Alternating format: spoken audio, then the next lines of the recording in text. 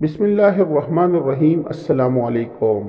بیت المقدس کی اسلامی تاریخ حضرت ابراہیم علیہ السلام سے شروع ہوتی ہے، جبکہ آپ نے عراق سے فلسطین کی طرف ہجرت فرمائی اور وہاں کے شہر الخلیل میں پڑاؤ ڈالا۔ حضرت ابراہیم علیہ السلام کے بڑے فرزند حضرت اسماعیل علیہ السلام نے مکہ آباد کیا اور آپ کے دوسرے فرزند حضرت اسحاق علیہ السلام کے فرزند حضرت یعقوب علیہ السلام نے بیت المقدس اور مسجد اقصیٰ کو تعمیر کیا۔ اس کے چند سالوں بعد جب حضرت یوسف علیہ السلام مصر کے بادشاہ بنے تو انہوں نے اپنے والدین اور تمام بھائیوں کو مصر بلا لیا، جہاں وہ خوب بڑے پلے اور پھولے، اور اسی طرح مصر میں ان کی آبادی تیزی سے پھیلتی رہی۔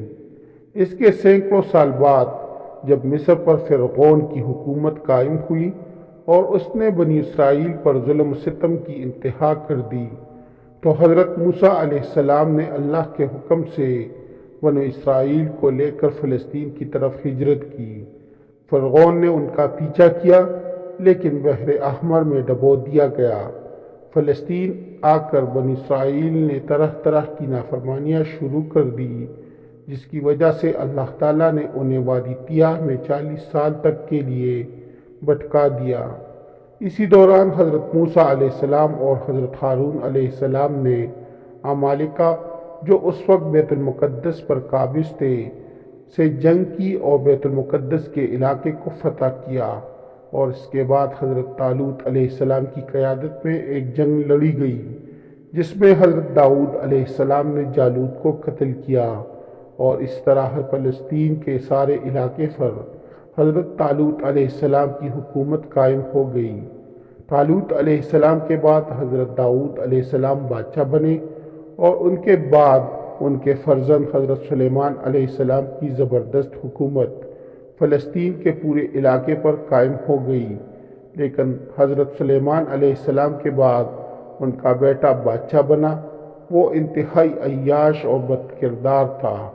اس نے اپنی قوم میں بے حیائی اور بت پرستی عام کر دی، اور یہ بھی سابقہ اقوام کے اخلاقی اور اعتقادی بیماریوں میں مبتلا ہو گئے، جس کی وجہ سے اللہ نے بابل کے بادشاہ بخت نصر کو ان پر مسلط کر دیا، جس نے 578 قبل مسیح کے ایک زوردار حملہ کر کے سلطنت یہودیہ کے تمام چھوٹے بڑے شہروں کی اینٹ سے اینٹ بجا دی، یروشلم اور ہیکل سلیمانی کو پیوند خاک کر دیا، ہزاروں لوگوں کو تہہ تیغ کر دیا، اور جو بچے اور عورتیں بچ گئیں انہیں اپنے ساتھ عراق لے گیا۔ بخت نصر کی موت کے بعد وہ قیدی 70 سال بعد واپس فلسطین آ گئے، اور انہوں نے شہر یروشلم کو پھر آباد کیا اور چھوٹی موٹی ریاست تسلیم کی، لیکن پھر ان میں وہی خرابیاں رونما ہو گئیں، جس کی وجہ سے کبھی یونانیوں نے، کبھی بابلیوں اور کبھی رومیوں نے انہیں اپنا غلام بنا لیا۔ حضرت عیسیٰ علیہ السلام کے زمانے میں ان کے عوام ہی نہیں، علماء کا طبقہ بھی اس قدر گمراہ تھا کہ شرک، بدکاری، انبیاء علیہ السلام کے قتل اور شراب نوشی وغیرہ کو گناہ تک بھی نہیں سمجھتا تھا۔ ان یہودی علماء عربیوں اور فارسیوں نے حضرت عیسیٰ علیہ السلام کو قید کرانے اور پھر سولی پر چڑھانے کے لیے طرح طرح کی سازشیں اور کس قدر نیچ حرکتیں کی، اس کی کچھ تفصیل موجودہ انجیلوں میں بھی مل سکتی ہیں۔ حضرت عیسیٰ علیہ السلام کے رفع سماع کے بعد سن 70 عیسوی میں اللہ تعالیٰ نے ان پر رومی حاکم ٹائٹس کو مسلط کر دیا، جس نے 1,33,000 یہودیوں کو قتل کر دیا۔ 67,000 کے قریب غلام بنا لیے گئے، جنہیں بھوکے درندوں کے سامنے کھانے کے لیے ڈالا گیا۔ اٹلی اور یونان کے ایمپی تھیٹرس میں ان یہودی غلاموں کو نشانہ درست کرانے کے لیے لٹکایا گیا۔ یروشلم اور ہیکل سلیمانی کی اینٹ سے اینٹ بجا دی گئی، اور خوبصورت لڑکیوں کو فاتحین کے لیے چن لیا گیا۔ اس کے بعد یہودی 1750 سال تک پھر کبھی اس سرزمین میں آباد نہیں ہو سکے۔ اسراء اور معراج کی رات رسول اکرم صلی اللہ علیہ وآلہ وسلم کا مسجد حرام سے مسجد اقصیٰ تک کا سفر، اور پھر وہاں سے 7ویں آسمان کی سیر، اور پھر آسمان سے بیت المقدس کی طرف نزول، اور پھر بوراک سے مکہ واپسی خود اس بات کے واضح اشارے تھے کہ اب بیت المقدس کی سرزمین جلد ہی اسلام اور مسلمانوں کے زیر سایہ آنے والی ہے۔ پھر رسول کریم صلی اللہ علیہ وآلہ وسلم کا 16 یا 17 ماہ تک مسجد اقصیٰ کی طرف رخ کر کے نماز پڑھنا گویا اس بات کی صراحت تھی کہ اب یہ مقدس سرزمین نہ یہود کی ہے نہ عیسائیوں کی، یہ صحیح دین اور صحیح اسلام کے پیروکار کا ہے۔ اسلام کے فاتح حضرت عمر فاروق رضی اللہ تعالیٰ عنہ بیت المقدس کو فتح کرنے والے سب سے پہلے مسلم جرنیل تھے۔ حضرت ابوبکر صدیق رضی اللہ تعالیٰ عنہ نے جب شام میں چڑھائی کی تو ہر صوبہ پر الگ افسر بھیجے، چنانچہ فلسطین حضرت عمر بن عاص رضی اللہ تعالیٰ عنہ کے حصے میں آیا۔ بعض مقامات دور صدیقی میں ہی فتح کر لیے گئے اور باقی شہر دور فاروقی میں فتح کیے گئے۔ یرموک کی فتح کے بعد سب سے آخر میں بیت المقدس کا محاصرہ کیا گیا۔ عیسائی قلعہ بند ہو کر لڑتے رہے۔ حضرت ابو عبیدہ رضی اللہ تعالیٰ عنہ نے بھی بیت المقدس کا رخ کیا۔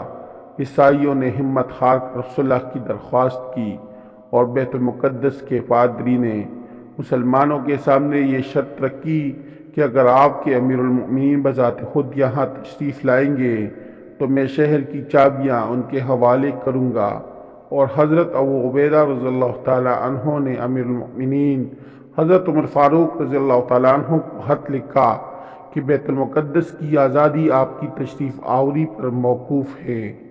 امیر المؤمنین کو اطلاع ملی تو آپ نے بعد از مشاورت حضرت علی رضی اللہ تعالیٰ عنہ کو اپنا نائب مقرر کر کے رجب 16 ہجری میں مدینہ منورہ سے بیت المقدس کے لیے روانہ ہوئے۔ ابن اسیر رحمۃ اللہ علیہ رقم اعتراض ہے کہ یہ سفر انتہائی سادہ تھا۔ ایک اونٹنی، اس پر 2 تیلے، ایک میں ستو دوسرے میں کھجورے، ساتھ میں پانی سے بھر کر ایک مشکیزہ، طویل سفر کے پیش نظر ایک غلام ساتھ رکھا اور آغاز سفر پر اسے کہا کہ یہ نہ سوچنا میں سواری پر آرام سے سفر کرتا رہوں گا اور تم پیدل چلتے رہو گے، یہ انصاف کے خلاف ہے۔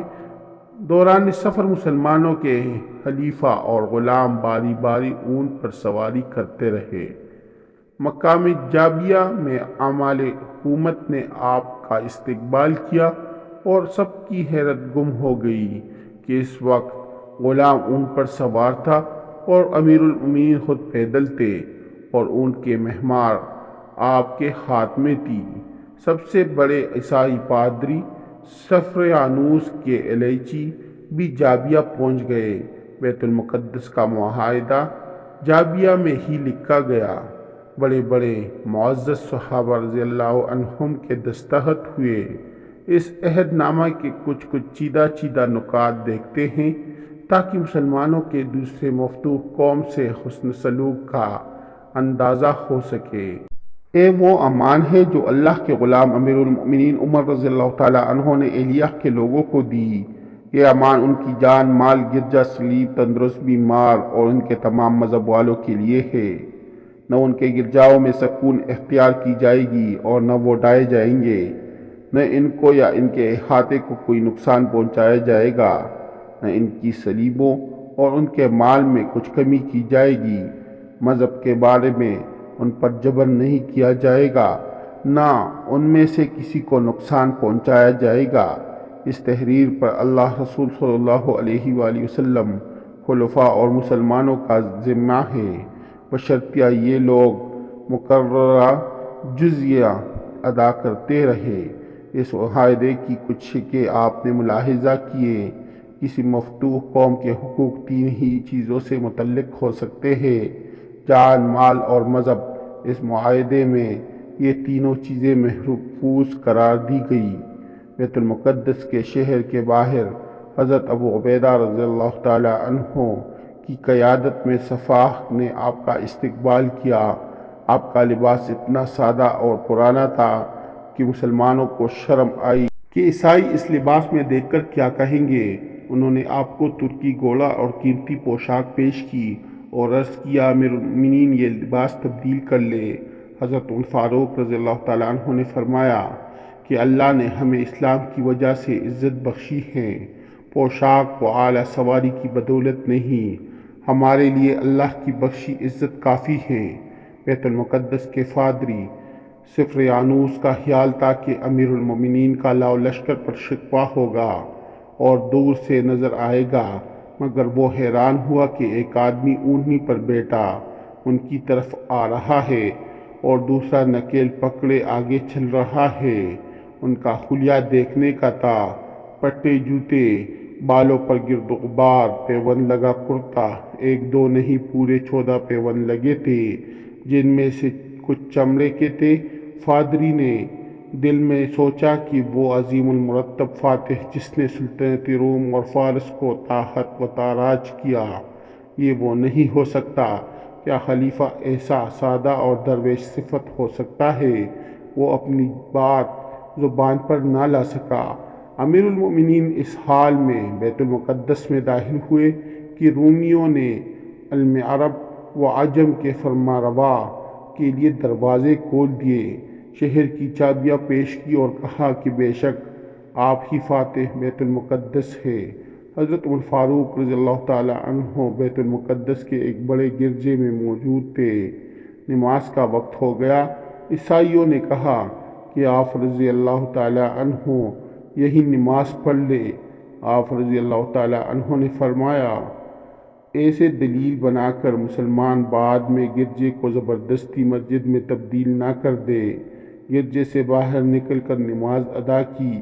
اس مقام پر ایک مسجد تعمیر ہوئی جو مسجد عمر کہلائی۔ ایک دن نماز کے وقت حضرت بلال رضی اللہ تعالیٰ عنہ سے درخواست کی کہ آج اذان دو۔ حضرت بلال رضی اللہ تعالیٰ عنہ نے کہا کہ میں عزم کر چکا تھا کہ رسول اللہ صلی اللہ علیہ وآلہ وسلم کے بعد کسی کے لیے اذان نہیں دوں گا، لیکن آج آپ رضی اللہ تعالیٰ عنہ کا ارشاد بجا لاؤں گا۔ اذان دینی شروع کی تو تمام صحابہ کو عہد نبی صلی اللہ علیہ وآلہ وسلم یاد آ گیا اور رکعت طاری ہو گئی۔